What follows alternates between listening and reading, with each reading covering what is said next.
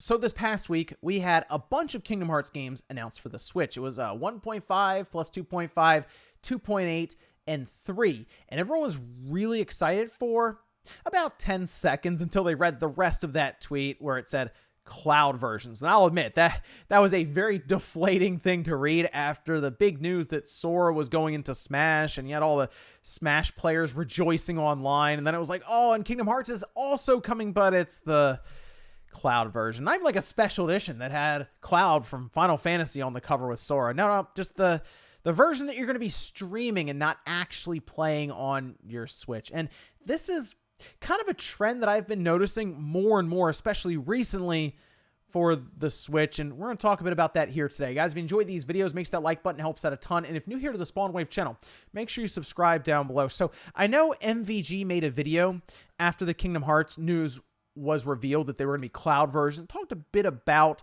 I guess, just the overall developer's view of the situation, even explained a bit about Kingdom Hearts HD 1.5, 2.5, 2.8, and why they were cloud versions, which we've talked about before, actually, in Newswave. At one point, it was announced that they were going to the Xbox, and people were a bit unsure why it wasn't going to the Switch. It makes sense, right? I mean, the Switch is overwhelmingly popular in places like Japan, but even just around the world, it's gonna eclipse the 100 million unit mark here in potentially the next 6 months. It's gonna be very quick.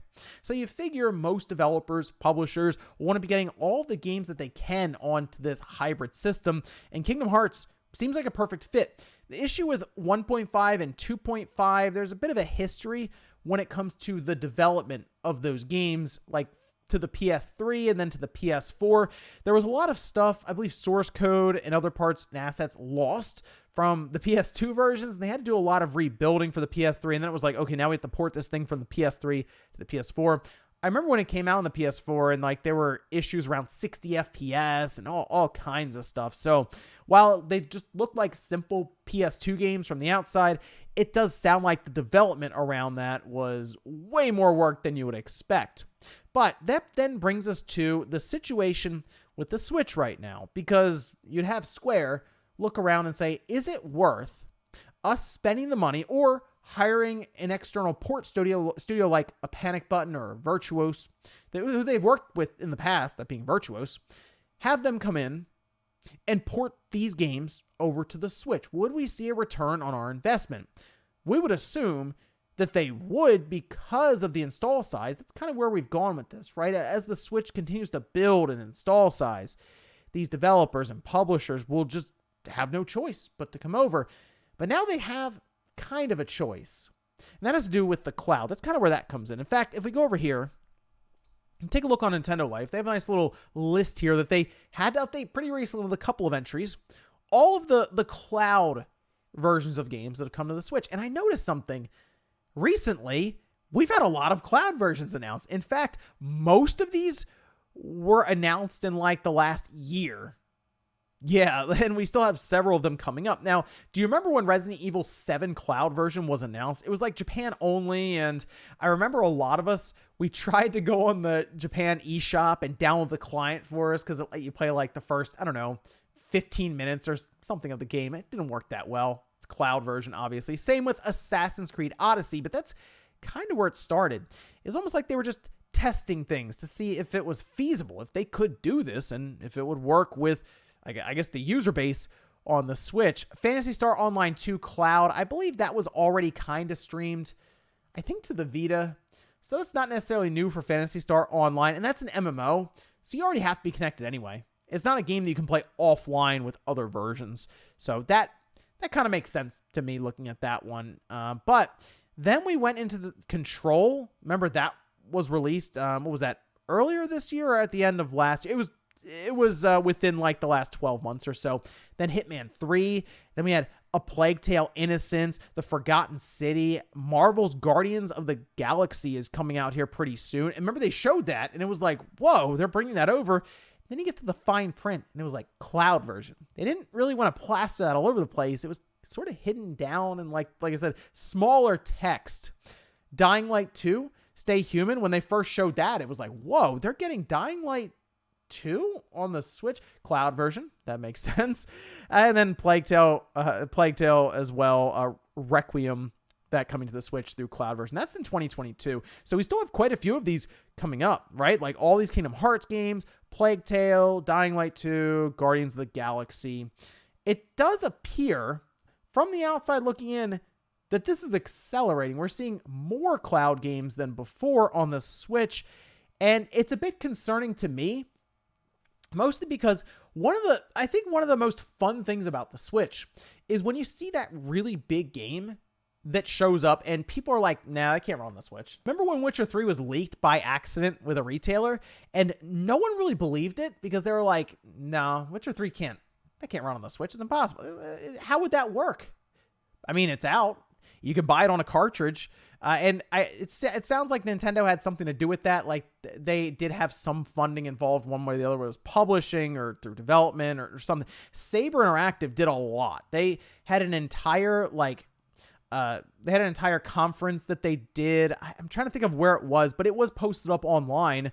Kind of like a GDC presentation sort of, where they went through how they did the porting process and where they were when they started, which was not great, and how they got to the finished product that we have now. And yeah, it looked like it was quite a bit of work. But if I'm a publisher developer and I realize, well, it's already built for PC, I can just stream it to the Switch and it would be significantly cheaper to do it that way.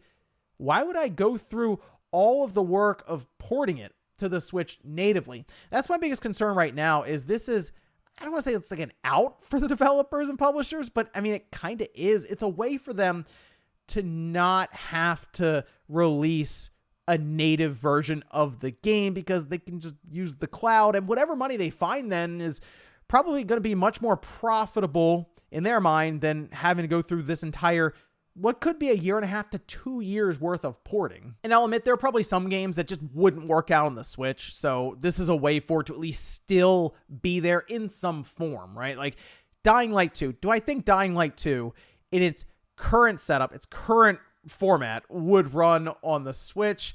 I mean, I'm not a developer, so I can't tell you, but in all likelihood, it wouldn't be the best looking game, and it probably wouldn't run the best either based on what we've seen with some other ports that didn't come out the other side quite as well as something like Witcher 3. So in that case, I get it. It's the only way it's going to happen. It's either this or nothing. But you see some games like maybe Marvel's Guardians of the Galaxy. Yeah, maybe that could work. But it just makes me think that we'll see more and more developers not even really care to try it, or publishers not interested in greenlighting some of these ports because of the cloud. Do I think Kingdom Hearts HD 1.5, 2.5 could work on the Switch natively? Yeah, probably. Absolutely. It would just take money, time, effort. There would be a bigger budget, I think, behind it than people would realize. Kingdom Hearts 3, apparently that was explored, but it wouldn't work on the Switch within reason.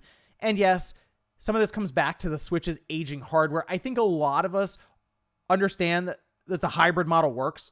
I'm completely on board with it. I think it's a great thing to have because it gives us options, and it does work with a lot of people's day-to-day lives. So I'm kind of just ready for Nintendo to continue building on this with NVIDIA, and I hope that's something they will do in the next year or two. It'd be nice to get just refreshed hardware that makes the experience better when it comes to, sure, resolution or frame rate or any of that, and not having to deal with as many of these cloud versions, because you can also look at it like this. Maybe Nintendo does release a better Switch, a stronger Switch, but the cloud version can exist for the current Switch. There's an option, right? There's a way to do it. I kind of look at it as how Microsoft is working with their Xbox One through Game Pass. They have Xbox Game Pass streaming. They have an Xbox One system that can't play the Series system games natively, but there is a streaming option for them, so they're not necessarily left behind 100%. That's how I think cloud streaming and cloud gaming should be, as an option when there's nothing else you can do to make it work, not as the only way, right? Like, it'd be fine if there's a native version, but also a cloud version if you want to play it off of your system, like how Microsoft does with their cell phones versus the Xbox, but as the only option, and it's like $40, and who knows what happens when those servers go down. Yeah, not the greatest circumstance. Also, consider this, the cloud version of these games sort of takes away from what makes the Switch unique, since it becomes less of a portable device, less of a hybrid system. You're reliant on your Wi-Fi hotspot in your house. You're not going to be playing some of these games on the go unless you have a really good public Wi-Fi hotspot around you. So that's another thing to consider there. But let me know what you guys think about this, because while I'm not really on board with the cloud versions of these games being like front and center, the only way to play some of these titles, I understand there are probably people out there who are buying these because they keep coming out with them, so they must be making some kind of money and enjoying them. So if you're enjoying the cloud versions, let me know down below in the comments, and otherwise let me know your thoughts around this whole situation of these cloud versions continuing to accelerate and show up on the Switch. Thanks guys for watching, and I'll see you next time.